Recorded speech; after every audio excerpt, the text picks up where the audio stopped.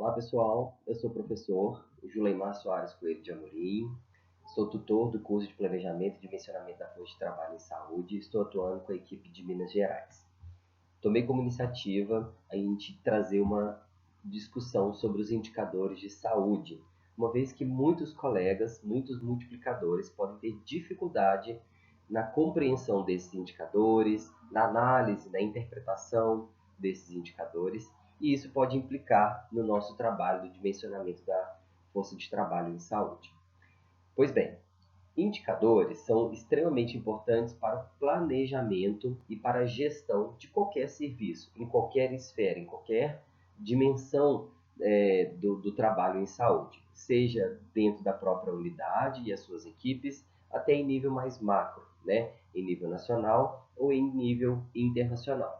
São os indicadores que dão fundamentos para a gente poder realocar recursos, para a gente poder realocar força de trabalho, para a gente poder buscar uma intervenção mais efetiva de saúde para as populações específicas. Então, os indicadores de saúde são a base tanto para a gestão, para o planejamento, mas também para a própria execução do trabalho em saúde. E reconhecer, conhecer como que andam os indicadores de saúde na população sobre o meu território é extremamente importante, porque eles vão revelar sobre vulnerabilidades e sobre necessidades específicas para essas populações que estão sob a responsabilidade das equipes e dos serviços de saúde. Portanto, os indicadores é justamente a ponte que faz a ligação entre a assistência e a gestão em saúde. No Brasil, foi colocado como lei, né, como aparece como obrigatoriedade na Lei Orgânica da Saúde, né, a Lei 8080 de 1990, que institui o SUS. E justamente na Lei 8080 é que os indicadores aparecem para ajudar na definição do Plano Nacional de Saúde. E a partir desse Plano Nacional de Saúde, a gente consegue pensar também nos planos regionais e os planos municipais de saúde. Então, os indicadores são importantes para definir esses planos. Pois bem, mas o que se trata os indicadores? Eles são sinalizadores, né? Como o próprio nome diz, eles indicam algo, ou alguém, ou alguma coisa, né? A respeito, especificamente aqui no nosso caso, das condições de saúde da população que eu quero analisar. Esses indicadores, eles contêm informações relevantes sobre tanto atributos, mas também quanto desempenho do sistema de saúde. O que isso significa? Nós vamos tentar entender o que o indicador vai estar mostrando para nós em termos de condição de saúde, em condições de território, né, condições ambientais, condições socioeconômicas, mas também condições de infraestrutura, que a gente vai ver as classes desses indicadores, ok? Então, fazendo a ponte entre gestão e a execução do serviço, olha só que importante, né? Como que a gente poderia utilizar esses indicadores para a gente poder refletir sobre o nosso processo de trabalho. Imagine que a gente tem uma lei que incentiva o aleitamento materno.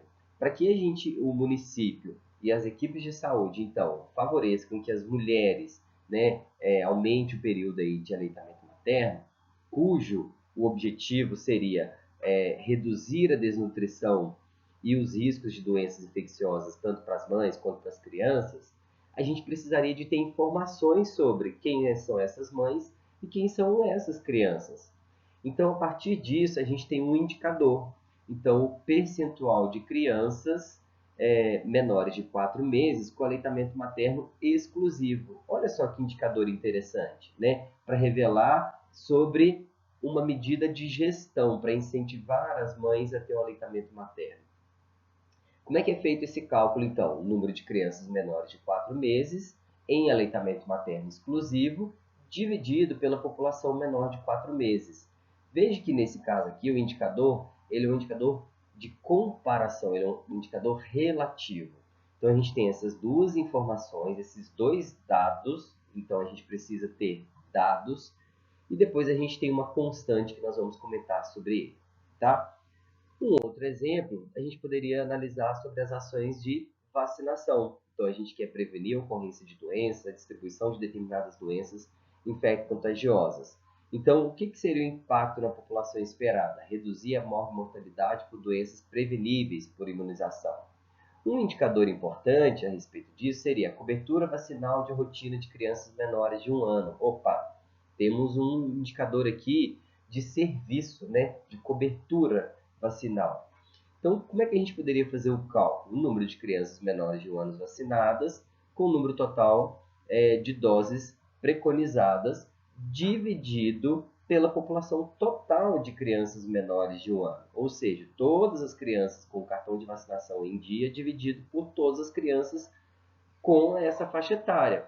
E isso, então, a gente consegue calcular qual que seria a proporção de crianças com cartão de vacinação, né? Qual que seria a taxa de cobertura vacinal. Esse também é um outro exemplo de serviço de assistência, né? Mas, para a gente poder construir um indicador, percebam que ali na figura anterior, a gente tem todos esses atributos. A gente tem o nome do indicador, a fórmula de calcular, o tipo de indicador, a fonte, o período e o local. Pois bem, então todos os indicadores vão ter um nome, né? Esse indicador pode ser do tipo coeficiente, taxa, então ele pode ser, ele vai ter um nome, né? Um título para ele. A fórmula de cálculo. A gente pode ter indicador que inclui apenas o numerador, tá? Ou a gente pode ter indicadores em que a gente tem tanto o numerador quanto o denominador. Quando eu tenho apenas o numerador, eu tenho indicadores relacionados à frequência absoluta. Então, geralmente as incidências estão relacionadas a essas frequências absolutas. E quando eu tenho os dois, numerador e denominador, em tese, eu consigo ter comparações com outros indicadores, mas também com outras populações, que seria, no caso, os indicadores relativos. Importante chamar atenção aqui que, nesse caso, tanto o numerador quanto o denominador, ele precisa ter a mesma base, a mesma fonte de dados, né?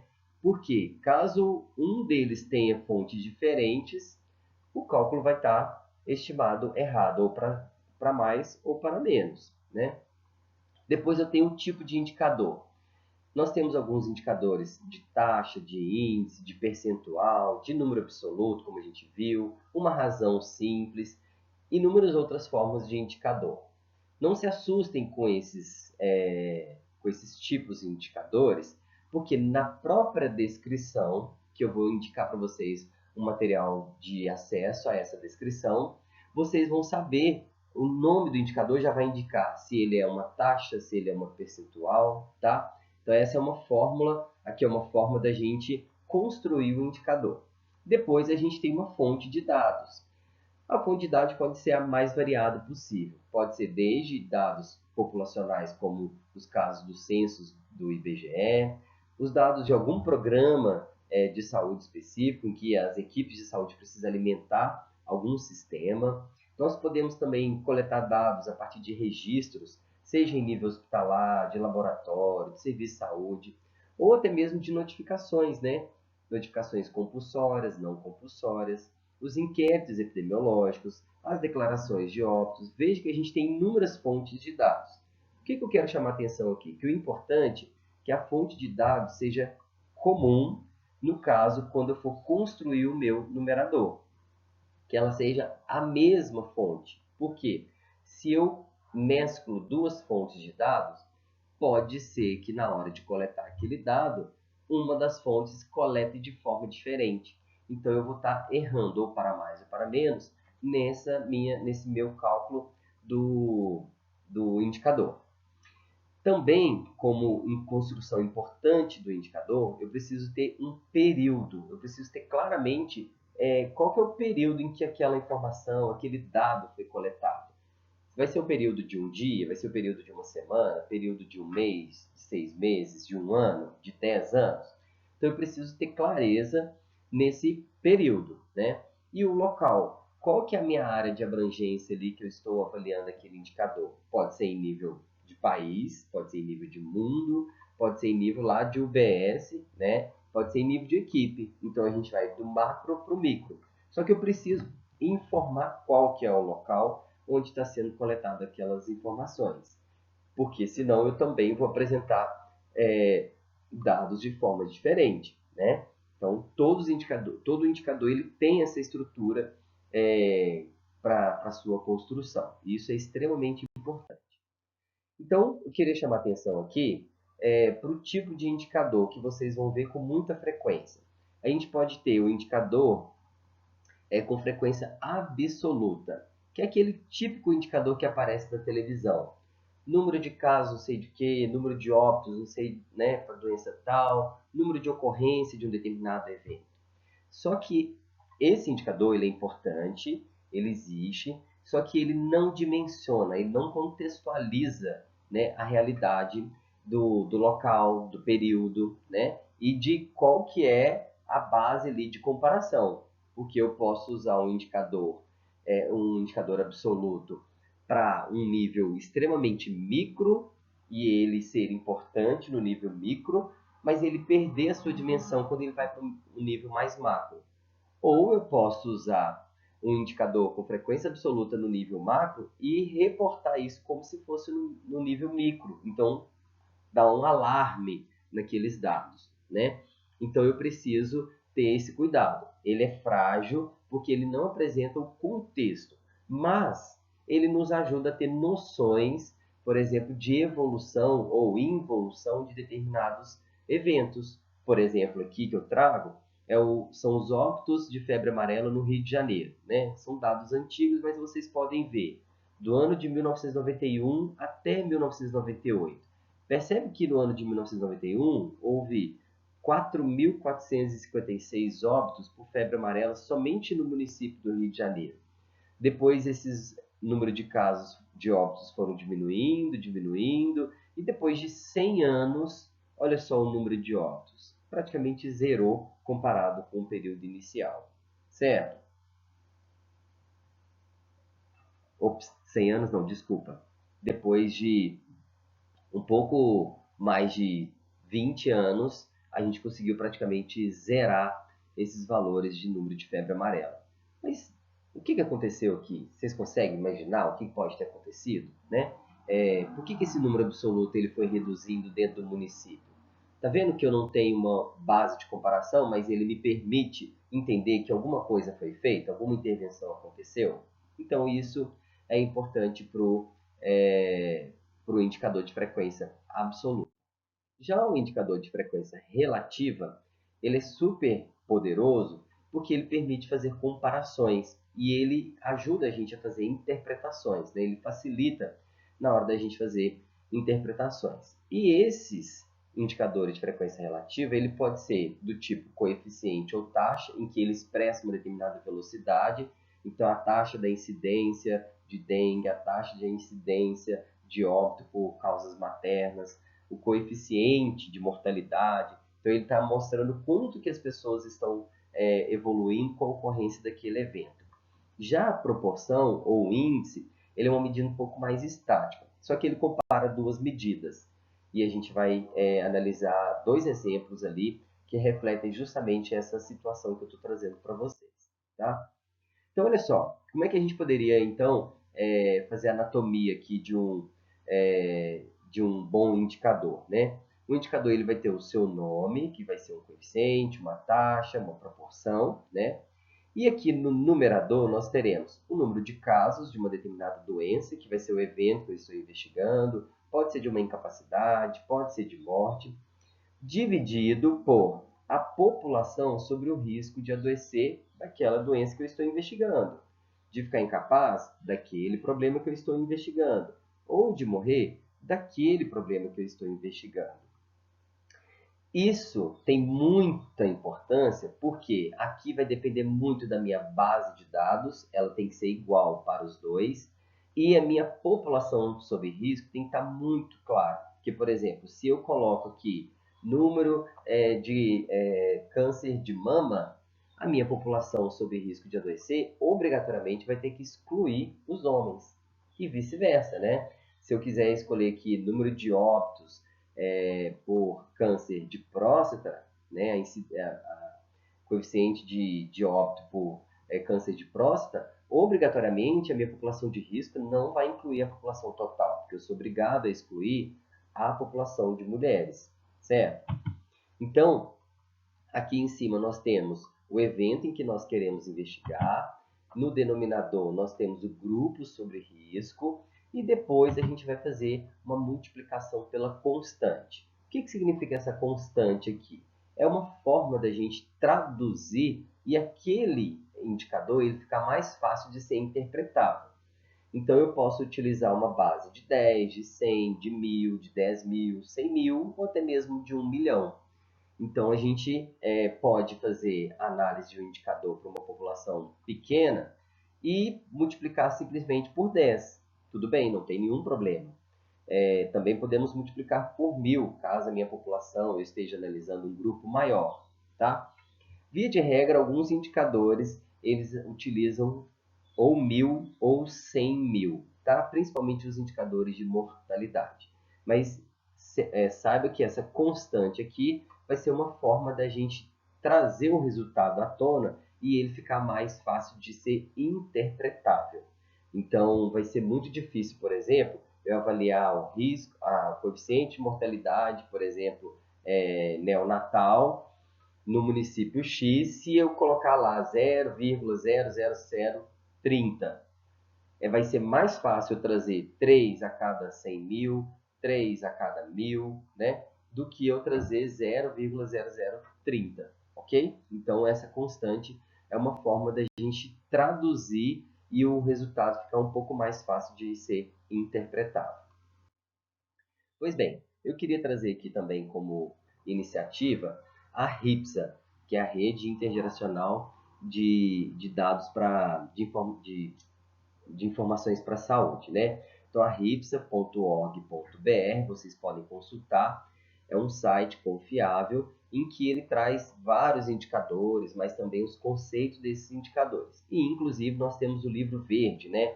Que é o próprio livro de indicadores básicos para a saúde no Brasil.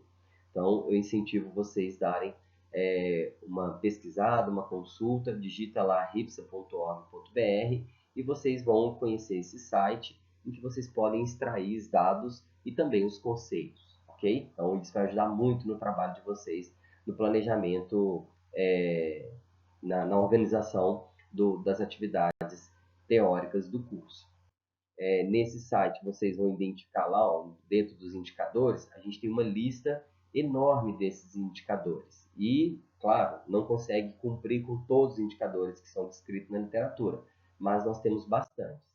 Esses indicadores, gente, não são apenas de saúde, tá? Nós temos categorias, classes de indicadores, que podem ser classificados de uma forma geral de indicadores demográficos, outra classe de indicadores socioeconômicos, outra classe de indicadores de mortalidade, de morbidade, ou seja, das doenças, indicadores de recursos, de cobertura, de indicadores de fatores de risco e de proteção.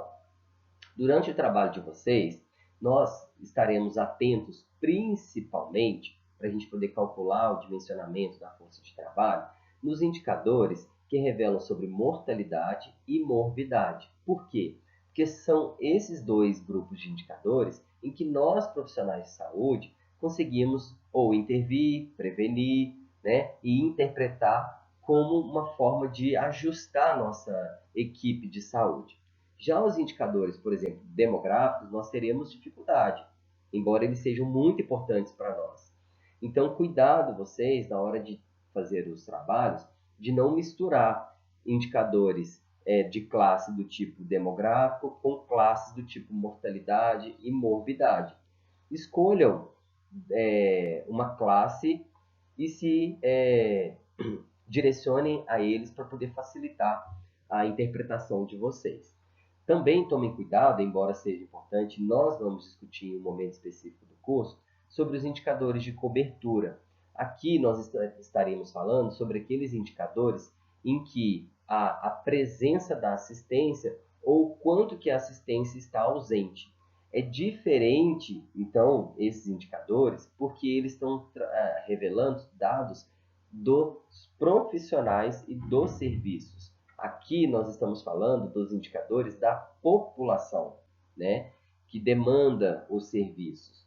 Então, isso é extremamente importante a gente poder diferenciar, tá? Então, cuidado, porque esses indicadores existem e eles revelam condições, contextos bastante diferentes. E nós precisamos ter essas noções para que a gente escolha, junto com os gestores, qual ou quais desses indicadores seriam melhor para nós. Então, a título de ilustração, por exemplo, os indicadores de mortalidade. Olha só a quantidade de indicadores, e eu nem consegui trazer aqui na tela todos eles.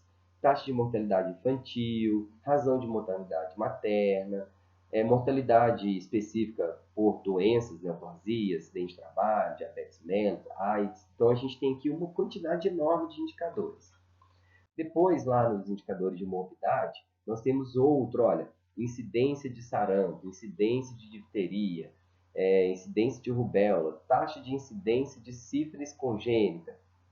Perceba que isso aqui, tanto os indicadores de mortalidade quanto de morbidade, seriam indicadores relacionados às condições de vida e de saúde da população, né? Então, eles estão revelando essas condições, o quanto que isso vai demandar para os profissionais de saúde e para a gestão, ok? Então, são dois grupos de indicadores extremamente importantes para nós.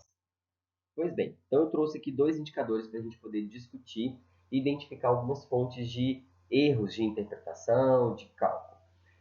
Analisando aquele texto, o livro verde lá da RIPSA, que eu incentivo vocês baixarem no computador de vocês, guardarem como material de estudo, vocês vão ver que dentro do livro tem os capítulos definindo o que é exatamente cada um desses indicadores. Então eu trouxe dois aqui que falam de uma mesma doença para vocês verem, visualizarem a diferença entre eles.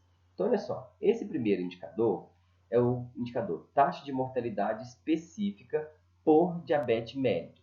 Então perceba que quando a gente está falando de mortalidade, ou a gente vai usar o termo taxa ou a gente vai usar o termo coeficiente. Então esse é o nome do indicador.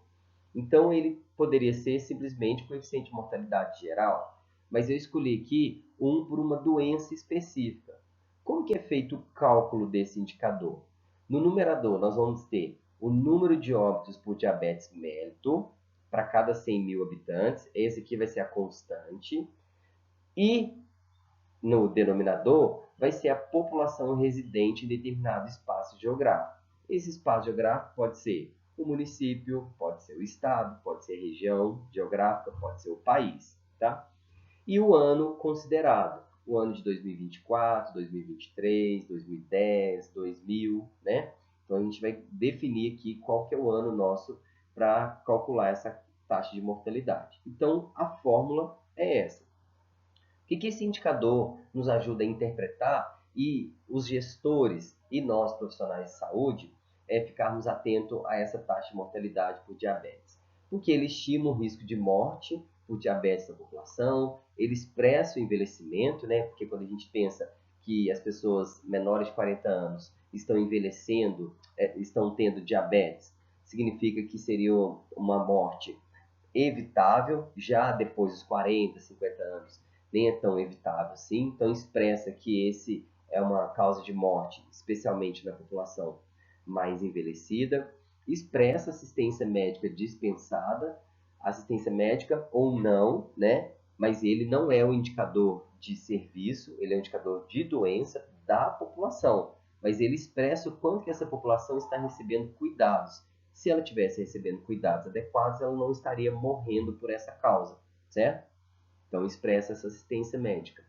E contribui na avaliação da condição de saúde socioeconômica, sociodemográfica da população. Então, eu trouxe aqui, o próprio livro do RIPSA traz esses exemplos, a evolução, né, da taxa de mortalidade por diabetes nas regiões brasileiras entre 1990, 95, 2000 e 2004, de acordo com o sexo. Perceba que essa taxa foi aumentando, né, de forma gradual no Brasil, tanto para homens quanto para mulheres. Depois vocês podem ver lá que eu trouxe aqui apenas do Brasil, mas vai ter para cada uma das regiões geográficas: Norte, Nordeste, Sul, Sudeste e Centro-Oeste, tá? Então, perceba que, como que está expresso o numerador aqui? Não é 10,5%, é 10,5 casos em 1990 nos homens brasileiros 10,5 casos para cada 100 mil habitantes, certo? 15 mil casos de mulher, 15 casos para cada 100 mil habitantes, mulheres, e 12,8 casos, né, de óbitos para cada 100 mil habitantes. É essa a leitura que a gente tem que fazer, porque esse indicador ele é por 100 mil habitantes, ok? Ah, esse número é pouco ou ele é muito? Não sabemos. A gente precisa comparar isso, no caso aqui a gente está vendo o Brasil, ao longo do tempo e comparado com outros países, né? Então, para a gente poder chegar ali a ter uma referência, ok? Então, a gente percebe que essa taxa tem aumentado e isso significa, como o próprio indicador já disse, alguma questão relacionada ao envelhecimento da população, mas também pode ser uma dificuldade nessa assistência médica, ok? Um outro indicador muito importante também, que parecido com ele, que é um pouco diferente, a taxa de prevalência de diabetes. Então, olha só, a gente está falando ainda de diabetes, mas veja que o indicador mudou. Ó, são coisas diferentes. Lá era a taxa de mortalidade, né? Aqui já é a taxa de prevalência. Como que é feito esse cálculo? Número de casos de diabetes, não mais de óbito, né? Ou seja, as pessoas que têm um diagnóstico de diabetes para cada 100 habitantes, por isso que ele é prevalência, tá? Existente no município, na população residente em determinado espaço geográfico no ano considerado. Então, a gente poderia fazer a taxa da prevalência de diabetes no município de Belo Horizonte, de Unai, do Rio de Janeiro, de Florianópolis, né? A gente poderia fazer essa taxa para qualquer município, mas a gente também poderia fazer para o estado, para as regiões geográficas, ok? Então, veja que, como se trata de prevalência, o meu numerador obrigatoriamente vai ser 100 e não mais. É, a minha constante, desculpa, vai ser 100 e não mais os 100 mil, como a gente tinha visto nos óbitos, né?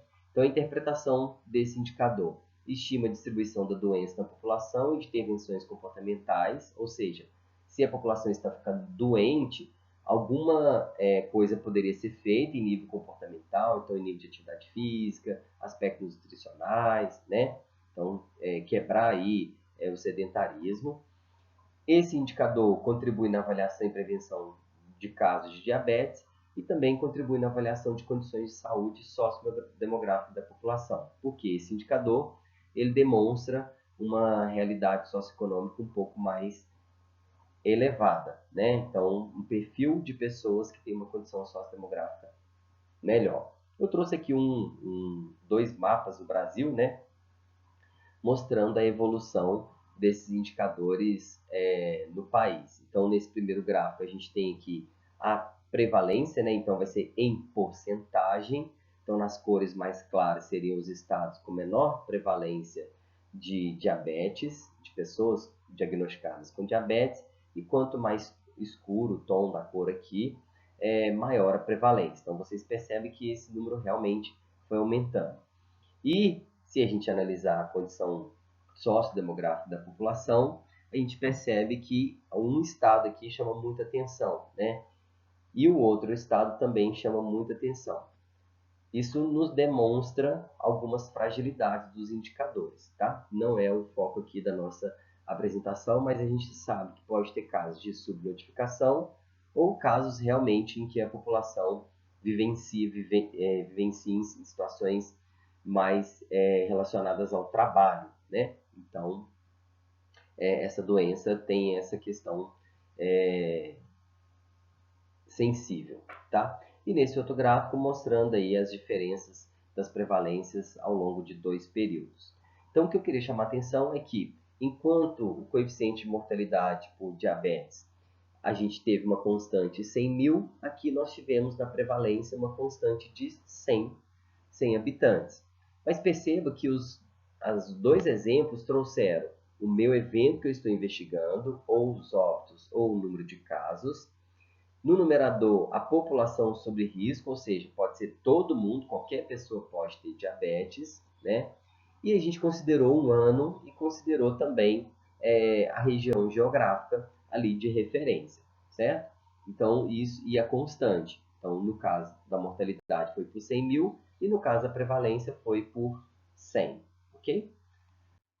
Bom, nós temos alguns erros que são bastante comuns das pessoas cometerem. Tanto nós, profissionais de saúde, gestores, né, até mesmo as pessoas leigas que não entendem desse assunto. Então, nós temos na mídia sendo reportado com muita frequência, e esses erros acabam confundindo as pessoas e aí gerando interpretações equivocadas. Então, um erro bastante comum está no numerador. Não definir claramente quem é a população sob risco, né? Então a gente não define quem que está ali claramente sobre risco. A gente acaba misturando os grupos. Então, às vezes a gente vai fazer os cálculos, a gente quer o número de um determinado evento e acaba pegando a população inteira, sendo que aquele evento só acontece, sei lá, numa determinada faixa etária ou um determinado sexo, né? Então isso muda a lógica aqui e é um erro bastante comum. Outro erro comum é a gente ter uma miscelânea, ou seja, mesclar dados de morbidade, por exemplo, e de cobertura de serviço. Às vezes, o próprio indicador já faz uma interpretação sobre cobertura. Só que a gente precisa deixar claro exatamente o que é o indicador. É o número de doenças tal? É o número de mortes por doença tal? É o número de vacinas tal? Então, eu quero definir claramente se eu estou fazendo um indicador de morbidade, de mortalidade ou de cobertura. Qual que é o meu objetivo aqui? Quando eu misturo isso, aí acaba gerando interpretações equivocadas, tá? Outro erro bastante comum é a gente misturar as bases de dados. Às vezes eu tenho dados da unidade de saúde e quero comparar com o do município. Ok, ou então, às vezes, eu só tenho dados do IBGE, do município, e utilizo dados da unidade básica de saúde. Então, misturar as bases de dados pode ser um problema. Às vezes, a minha base de dados vai ser do hospital, mas o outro comparador que eu tenho é do município. Então, pode ser que a gente tenha problemas em relação a isso. Ou do hospital versus IBGE. Então, a gente tem dificuldade na interpretação. E também um outro erro comum é a definição do período, né? O período ali ele precisa estar muito bem claro. Se a gente considerar um ano, então a gente vai ter que levar em consideração todos os registros do dia 1º de janeiro daquele ano até dia 31 de dezembro, ok? Se eu considerar um período de 7 dias, de uma semana, então vai ser de segunda a domingo, ou de domingo a segunda, né? Em geral, a gente costuma não definir períodos nem muito curtos, como é o caso de um dia, uma semana, e nem períodos muito longos, como é o caso de décadas, exceto situações extremamente particulares, como a gente viu, por exemplo, nos casos da pandemia, né? Os boletins saíam diariamente, então isso precisava de um monitoramento contínuo da população, dos gestores, mas era uma situação excepcional, tá? Bom, mas por que eu preciso desses indicadores? Olha só que interessante. É justamente conhecendo a condição de vida, condição de saúde da população que eu estou avaliando, do meu grupo, que eu vou conseguir definir quais são as demandas para eu poder ajustar a minha força de trabalho. Então, sabendo das condições de vida, de saúde, eu vou conseguir definir qual que vai ser a força de trabalho necessária. Então eu preciso conhecer quem são as pessoas, os usuários que estão demandando, né, apresentando as suas necessidades, para que eu consiga otimizar a formação das equipes para atender essas necessidades. Então os indicadores eles vêm para nos ajudar a isso. Nós estamos na fase de definir quem e suas necessidades, a população e as demandas em que elas têm nos apresentado, para a gente poder então apresentar uma proposta de dimensionamento da força de trabalho. Enfim, eu queria trazer para vocês o que nós precisamos fazer agora, nesse momento. Nós temos duas atividades, né? Uma que seria a atividade avaliativa individual, em que você, enquanto munícipe um cidadão, ou também como um gestor, um técnico profissional de saúde, você tem condições de avaliar qual ou quais indicadores são relevantes para revelar sobre a condição de saúde da população, né? Nós moramos em determinado local, vivemos em comunidade, num bairro, num município, e nós temos as nossas interpretações sobre as condições de saúde de onde as pessoas que estão ao meu redor vivem, né? Então eu tenho condições de refletir sobre e analisar isso sobre o meu município. Eu posso até não ser um gestor em ter esse dado alimentado continuamente, mas eu, enquanto cidadão, eu posso refletir: será que onde eu moro existe uma predominância maior de doença A ou B? Será que as pessoas aqui morrem mais disso ou daquilo? Ou de um grupo de causas? Então eu preciso fazer essa interpretação para que eu consiga, então, entender a realidade onde eu estou vivendo. Ok? Então, na atividade avaliativa que vocês precisam fazer essa reflexão de onde vocês moram e trazer para a atividade avaliativa qual ou quais indicadores vocês julgam importante para poder refletir sobre a realidade da comunidade onde você vive. Então, escolha lá 3, 4 indicadores relevantes, os seus respectivos parâmetros e as possíveis interpretações e por que você escolheu aqueles indicadores. Olha, eu percebo que, embora a mídia fala muito sobre a doença X, eu tenho percebido que houve um crescimento da doença Y no meu município. Então, talvez a gente precisa fazer uma frente para combater essa doença, a morte por essas doenças. Então, essa vai ser uma justificativa. E para poder combater isso, para eliminar isso, eu preciso de adequar a força de trabalho, eu preciso direcionar a força de trabalho para essa situação. Então, essa é a nossa atividade avaliativa que a gente precisa fazer urgente. E o segundo, que vai estar aí também na discussão em grupo, é o cálculo cálculo do planejamento e dimensionamento da força de trabalho. Então, vocês vão discutir em grupo, juntamente com o gestor, as fragilidades e as potencialidades dos indicadores que vocês estão analisando. Eles refletem a condição de saúde da população? Sim, não, talvez. Vocês vão entrar no consenso. Depois que vocês fizerem essa reflexão, esses indicadores respeitam essas prerrogativas? Tem a mesma base, tem a referência do período, tem a referência do espaço, né? Tem a referência correta da população de risco, certo? E aí vocês vão definir a constante e então ver se aquele indicador seria então robusto para poder representar e ajudar a gente a fazer os cálculos para definir esse dimensionamento da força de trabalho. É isso?